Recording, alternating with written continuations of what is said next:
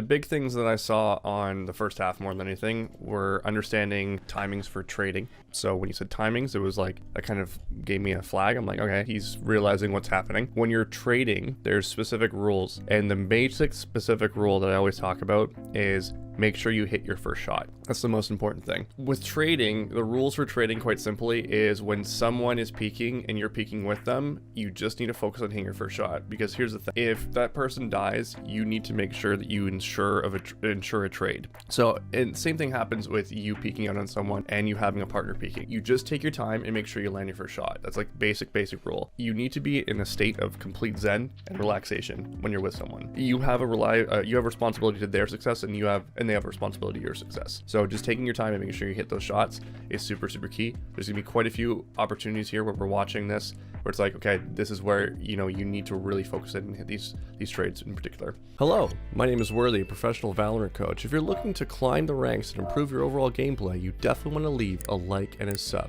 and enjoy the video. So watch how this first round goes. The first thing I want to talk about is how you peek this angle, which we're going to see this several times. This is your first autopilot. This is something that you've probably done a few times. When you're peeking, you always want to make sure you're peeking in a straight line. If you're peeking in any form of diagonal, you're putting yourself in a disadvantage both in how fast you can peek, how much of a target you become, and how little you can influence your latency to the server. So peeking in a diagonal is a big no-no. You're against the wall here, which is forcing you into a diagonal as you're peeking into this. So the ideal way of peeking this particular angle is an L shape, or I call this the knight protocol. You move up slightly forward and then you move to the right. That way you avoid the wall and you still maintain a decent amount of distance from the wall in front of you. That way you're not peeking like right up against it and showing your body up too much. It's like a halfway in between and finding that most ideal way to peek it so you're still able to maximize your speed to the right as you're doing it. But I want you to watch this peek because this is going to happen again, right? This is your first autopilot that you probably did at a lower rank and haven't been punished for yet, but as you get higher up in rank, you'll be doing this over and over again, and someone's going to shoot you in the head and you'll be like, why can't I rank up, right? It's because you're basically putting yourself into a spot where you're trapping yourself. This wall goes up. When the wall goes up, you cannot just run through this. You have to ask for something. The first little posture I see you doing, you're doing the entry fragger's roll, which should be your jet in this case. Now, obviously in plat, this is oftentimes not going to be the case where jet just leads in, and sometimes you might have been like, well, I'm just going to take the lead because my duelist isn't going to do anything. But this is typically what will happen, right? Now, let's say that you're going to go in first. If you have to go through this wall, you have to respond with utility to get through it. If you just run through it, you're more likely going to die because you have no idea where they're going to come from, and they're going to have crosshair placement on you the entire time. There is 3 options that you have here. Your first option would be to place your orb near the front of Jen. What I mean by that is if you go on to Valorant and go into Icebox, you need to think about eliminating angles for yourself. So the wall is currently across here.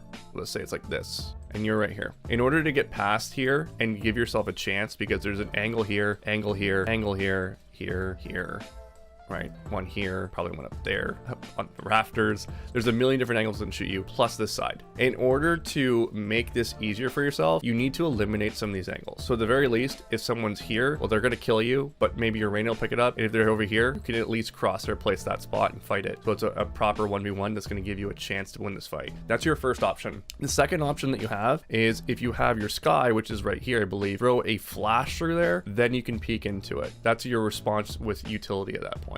The other option you have is you have your Reyna with you, and you say, Reyna, I'm swinging this wall, 3, 2, 1. That way you both peek out and you have a chance to get a decent trade. So this is going to be something that's really important for you to do because this is called an action calm. And we're going to see this happen a few times throughout this VOD where you don't calm your actions quite frequently. And it might be a good idea that you don't because your microphone is kind of bad.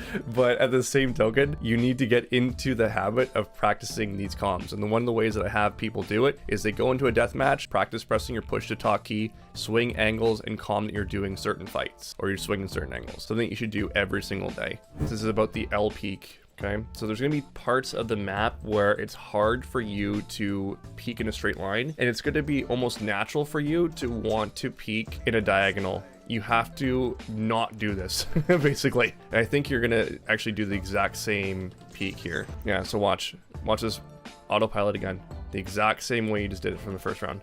See that? Exact same way. Exactly. And once again, you know, any of these angles here, you're completely fuckered on.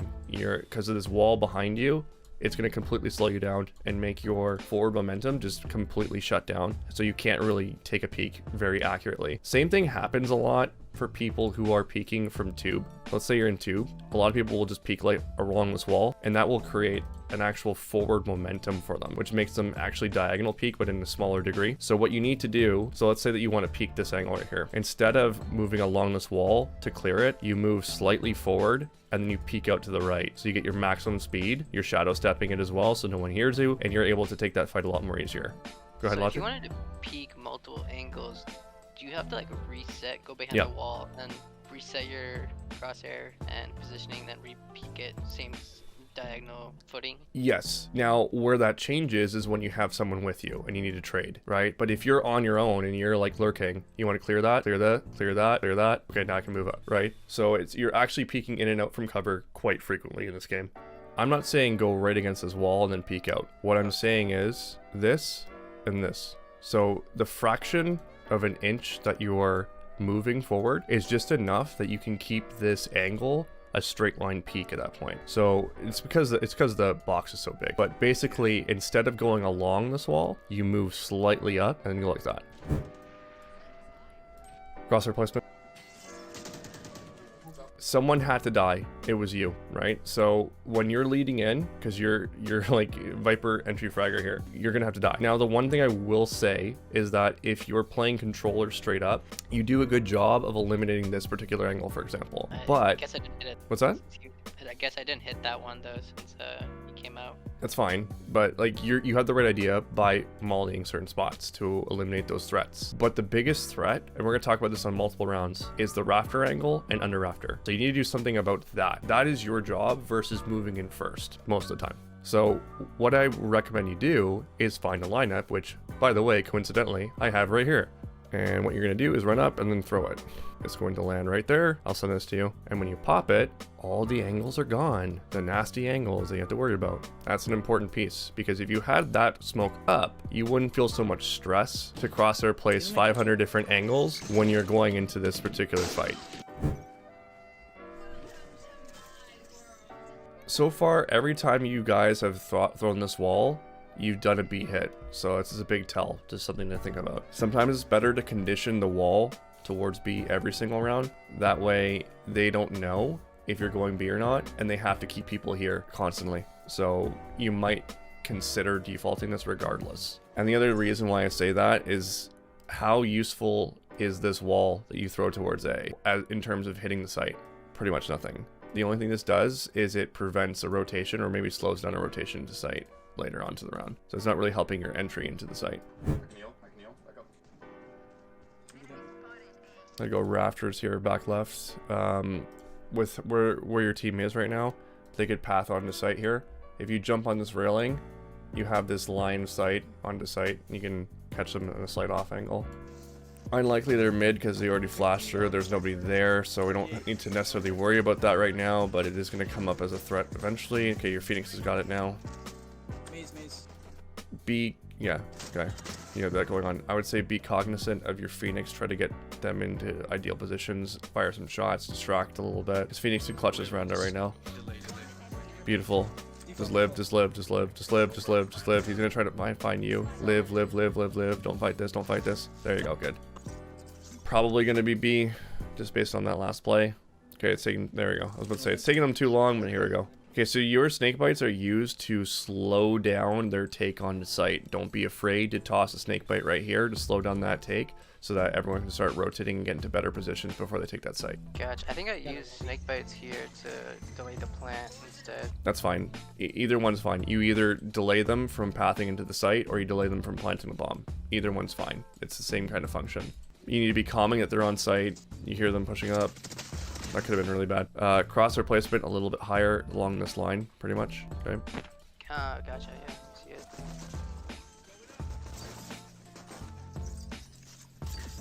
And see, like, how you did that, that's like eliminating that as a threat for a little while, for example. I think it went too far back, but you had the right idea. Like, you land it there so they can't peek that spot. That makes it a non-threat angle for a little bit.